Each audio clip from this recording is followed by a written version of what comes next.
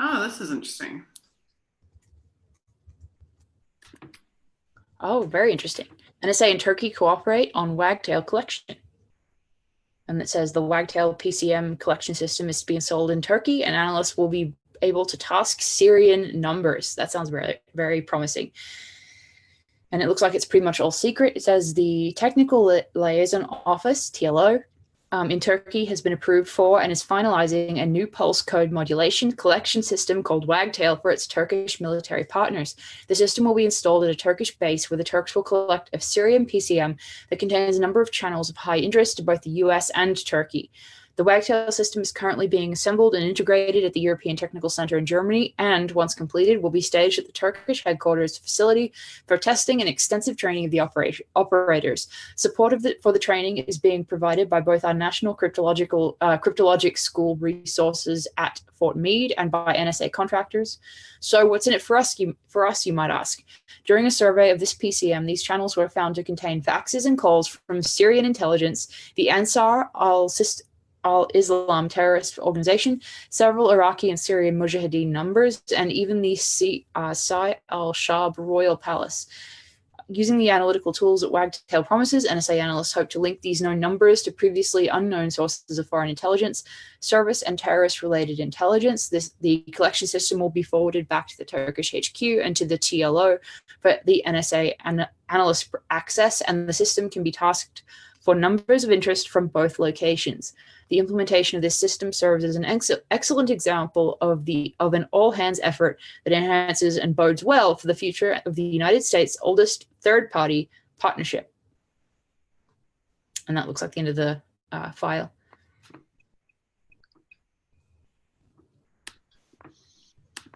Okay, I find that significant for a number of reasons. So, first of all, in a previous document that we studied, the NSA was talking about how the US should not support Turkey's application for EU membership, which Turkey wanted very, very badly to be an EU member. Yeah, my colleague William Craddock has done a really long article on Turkey, and he's noticed some of that. Yeah. Yeah, so the US privately is against Turkey, but where it suits them to use Turkey to gain or to access intelligence, then they are doing so. Exactly. The document that said that they shouldn't support Turkey's EU application was prior, like chronologically prior to this. So they're working with them, but they don't support them. They are prepared to give intelligence to them as well as receive intelligence from them. The other thing that I find interesting here is that they were monitoring the terrorist groups who, in subsequent years, they're arming and funding. Very true. In the Syrian insurgency. Definitely. Yeah, I agree. And that's very significant. So, what's the best way to, the best synopsis for this? It's just showing the hypocrisy of the relationship.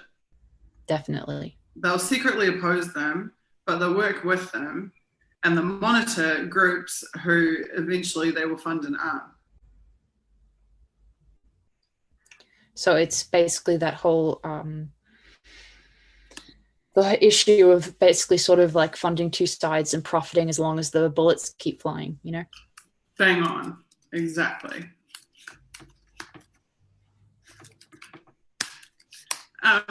It also shows the close relationship between US and Turkish intelligence, which I think would be significant to Judith Poe-Serenishim's mother, because that is something that she has long believed, is that the US government, that she believes that an American journalist could not have been assassinated in Turkey without the knowledge or without the US government being notified at some level.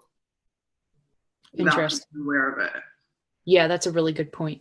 Obviously. And then the US State Department refused to even acknowledge Serenishim, and they refused any diplomatic support to her family in retrieving her body or any of the arrangements around that.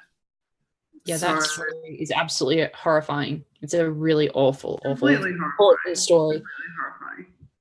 And I think it was only a month ago or 2 months ago that actually a New Zealand journalist was mysteriously thrown from the top of a building in Turkey. So that's yet another dead journalist in Turkey. So this showing this close relationship between the US and Turkish intelligence would be significant. Absolutely. I totally agree. I think that definitely deserves a paragraph somewhere for sure. Yeah, I've made a note about it.